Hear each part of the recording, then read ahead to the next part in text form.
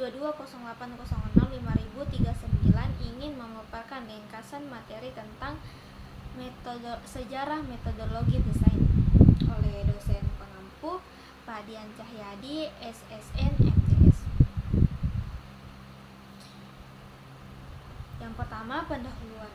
Metodologi desain telah berkembang seiring waktu dan telah mengalami banyak perubahan dan penyesuaian untuk memenuhi kebutuhan dan tuntutan pasar yang berubah. Pada tahun 1950-an, desain mulai dipelajari secara ilmiah dan sistematis.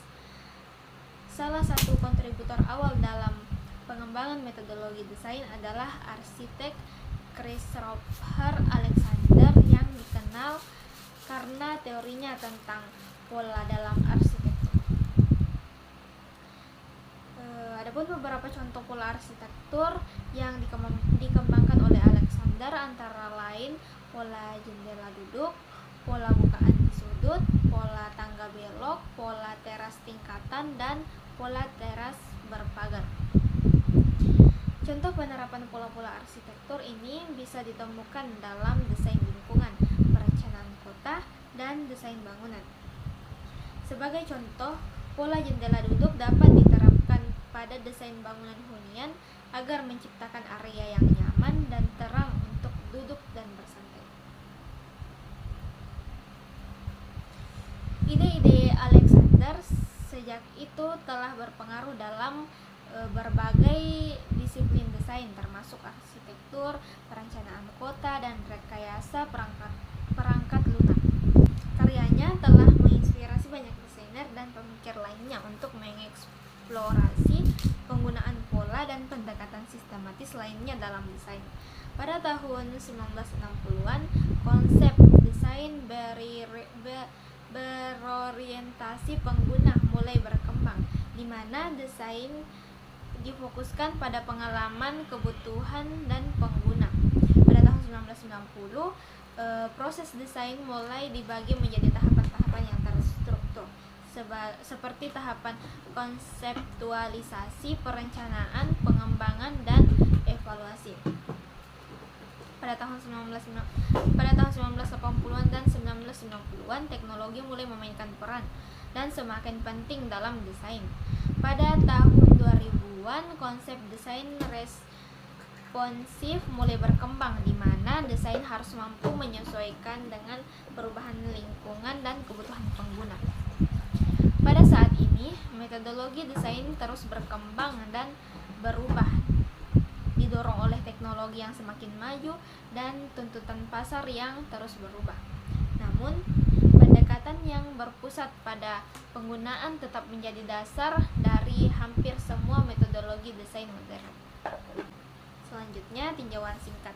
Kemunculan metode desain baru pada tahun 1950-an dan 1960-an disebabkan oleh beberapa faktor yang mempengaruhi kemunculannya, yakni yang pertama, metode desain baru pada waktu itu memengaruhi oleh penerapan novel, metode ilmiah ke novel, dan masalah-masalah mendesak yang muncul akibat Perang Dunia Kedua. Yang kedua, pada waktu itu juga terjadi perkembangan teknik kreativitas yang mendorong pengembangan metode desain baru. Teknik kreativitas tersebut memberikan pendekatan yang berbeda dalam pemecahan masalah dan membantu menghasilkan solusi yang lebih inovatif. Yang ketiga, metode desain baru pada waktu itu juga dipengaruhi oleh pengembangan operasi penelitian dan teknik pengambilan keputusan.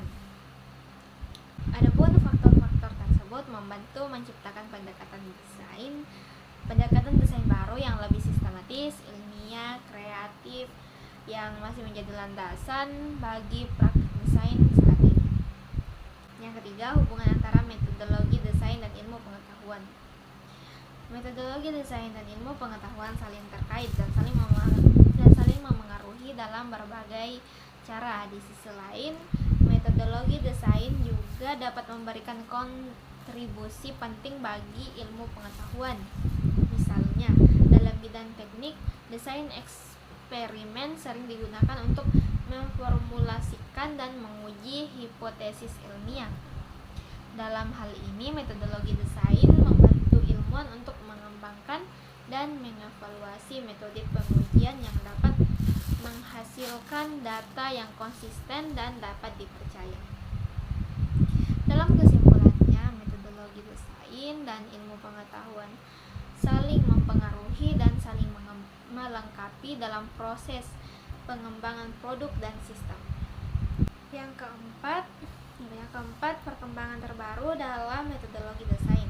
Berikut adalah beberapa perkembangan terbaru dalam metodologi desain. Yang pertama, desain berbasis data. Yang kedua, desain berbasis sistem. Yang ketiga, desain berbasis pengalaman. Yang keempat, desain partisipatif. Yang kelima, desain berbasis nilai.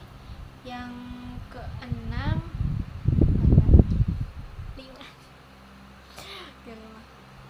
bab 3, lintas sejarah metodologi desain. Yang pertama, sejarah era awal metodologi desain. Pada era awal, pekerjaan desainer tidaklah sepopuler sekarang ini. Namun di beberapa negara seperti Inggris dan Amerika Serikat, profesi desain sudah mulai berkembang pada abad ke-19. Situasi kerja seorang desainer pada masa itu sangatlah berbeda dengan situasi kerja sekarang ini. Pekerjaan desainer seringkali terbatas pada beberapa bidang seperti seni rupa, arsitektur, dan desain produk. Desainer pada masa itu biasanya bekerja secara mandiri atau dalam kelompok kecil yang mengerjakan proyek tertentu.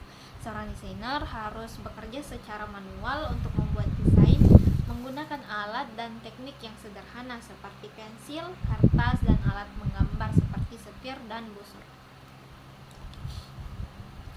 Dalam era digital, metodologi desain semakin penting dalam pengembangan produk dan layanan digital seperti website, aplikasi, dan perangkat lunak.